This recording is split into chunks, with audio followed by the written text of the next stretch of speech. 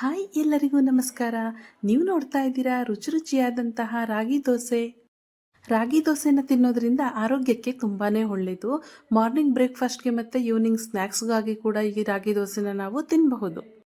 ರಾಗಿ ದೋಸೆನ ತಿನ್ನೋದ್ರಿಂದ ದೇಹಕ್ಕೆ ತುಂಬಾ ಪ್ರಯೋಜನ ಇದೆ. ಏನಪ್ಪ ಅಂದರೆ ರಾಗಿನಲ್ಲಿ ಕಾರ್ಬೋಹೈಡ್ರೇಟ್ ಮತ್ತು ಕ್ಯಾಲ್ಸಿಯಂ ಅಂಶ ಸಮೃದ್ಧವಾಗಿರುತ್ತೆ.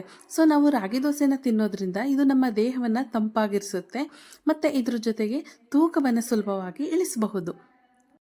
ಹಾಗಾದರೆ ಬನ್ನಿ, ಇಷ್ಟೊಂದು ಆರೋಗ್ಯಕ್ಕೆ ಪ್ರಯೋಜನಕಾರಿಯಾದಂತಹ ರಾಗಿ ದೋಸೆಯನ್ನು ಹೇಗೆ ಮಾಡೋದು ಅಂತ ನೋಡೋಣ. ಇಲ್ಲಿ ನಾವು 1.5 ಕಪ್ ರಾಗಿಯನ್ನು ತಗೊಂಡಿದ್ವಿ. ಇದನ್ನು ಚೆನ್ನಾಗಿ ತೊಳೆದು ಈ ರೀತಿ ನೆನೆಸಿಡಬೇಕು. ನಾರ್ಮಲ್ ಆಗಿ ನಾವು ಅಕ್ಕಿ ದೋಸೆನ ಮಾಡೋದಕ್ಕೆ ಅಕ್ಕಿನ ಹೇಗೆ ನೆನೆಸ್ತೀವೋ ಹಾಗೆ ಇದನ್ನು ಕೂಡ ನೆನೆಸೋದಕ್ಕೆ ಇಟ್ಟಿದ್ದೀವಿ.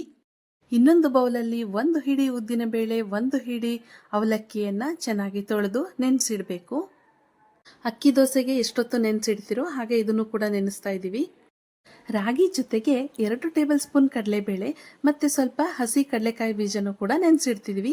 ಇದು ನಮಗೆ ಆಪ್ಷನಲ್ ಅಷ್ಟೇ, ಬೇಕಾದರೆ ಹಾಕ್ಕೊಳ್ಬೋದು, ಇಲ್ಲಾಂದರೆ ಸ್ಕಿಪ್ ಮಾಡಬಹುದು.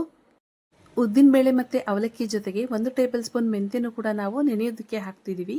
ಮೆಂತ್ಯನೂ ಕೂಡ ಆಪ್ಷನಲ್, ಆದರೆ ಆರೋಗ್ಯಕ್ಕೆ ತುಂಬ ಒಳ್ಳೆಯದು ಅಂತ ನಾವು ಇದನ್ನು ಸೇರಿಸ್ಕೊಳ್ತಾ ಇದ್ದೀವಿ. ಇದನ್ನೆಲ್ಲ ನಾವು ಬೆಳಗ್ಗೆನೇ ನೆನೆಯೋದಕ್ಕೆ ಇಟ್ಟಿದ್ವಿ. ಈಗ ರುಬ್ಕೊಳ್ತಾ ಇದ್ದೀವಿ. ಮೊದಲಿಗೆ ಉದ್ದಿನಬೇಳೆ ಮತ್ತು ಅವಲಕ್ಕಿನ ನೋಡಿ ರುಬ್ಕೊಂಡಾಯಿತು. ಈಗ ರಾಗಿನ ರುಬ್ಕೊಳ್ತಾ ಇದ್ದೀವಿ.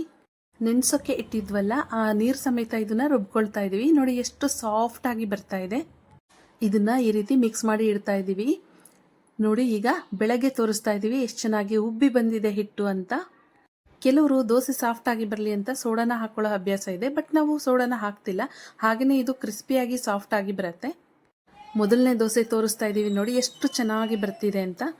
ಇದಕ್ಕೆ ಎಣ್ಣೆ ಆದರೂ ಹಾಕ್ಕೊಳ್ಬೋದು ಅಥವಾ ಬೆಣ್ಣೆಯಿಂದನೂ ಮಾಡ್ಕೊಳ್ಬೋದು. ನಾವಿಲ್ಲಿ ಬೆಣ್ಣೆನ ಹಾಕ್ಕೊಳ್ತಿದ್ವಿ. ತುಂಬಾ ಟೇಸ್ಟಿಯಾಗಿರುತ್ತೆ ರಾಗಿ ದೋಸೆಗೆ ಬೆಣ್ಣೆನ ಹಾಕ್ಕೊಂಡ್ರೆ. ಸೊ ರಾಗಿ ಬೆಣ್ಣೆ ದೋಸೆನ ನಾವು ಇಲ್ಲಿ ಮಾಡ್ಕೊಳ್ತಾ ಇದ್ದೀವಿ. ನೋಡಿ ಎಷ್ಟು ಕ್ರಿಸ್ಪಿಯಾಗಿ ಸಾಫ್ಟಾಗಿ ಬರ್ತಾ ಇದೆ ಅಂತ. ಮತ್ತು ಕೆಲವರು ರಾಗಿ ಹಿಟ್ಟಿಂದನೇ ಡೈರೆಕ್ಟಾಗಿ ರಾಗಿ ದೋಸೆನ ಮಾಡ್ಕೊಳ್ತಾರೆ. ಒಂದ್ಸರಿ ಈ ರೀತಿ ಮಾಡ್ಕೊಂಡು ನೋಡಿ. ರಾಗಿನ ನೆನೆಸಿಟ್ಟು ಈ ರೀತಿ ದೋಸೆ ಮಾಡಿಕೊಂಡ್ರೆ ತುಂಬಾ ಟೇಸ್ಟಿಯಾಗಿರುತ್ತೆ, ಆರೋಗ್ಯಕ್ಕೂ ಕೂಡ ತುಂಬಾ ಒಳ್ಳೆಯದು. ಈ ರಾಗಿ ದೋಸೆನ ನಾವು ಚಟ್ನಿ ಜೊತೆಗೆ ಸರ್ವ್ ಮಾಡ್ಕೊಳ್ಬಹುದು ಅಥವಾ ಯಾವುದೇ ಸಾಗು ಕರಿ ಜೊತೆಗೂ ಕೂಡ ತಿನ್ನಬಹುದು. ತುಂಬಾ ಟೇಸ್ಟಿಯಾಗಿರುತ್ತೆ. ನಾನು ಮತ್ತೆ ಹೇಳ್ತಾ ಇದ್ದೀನಿ, ಆರೋಗ್ಯಕ್ಕೆ ತುಂಬಾ ಒಳ್ಳೆಯದು ಈ ರಾಗಿ ದೋಸೆ.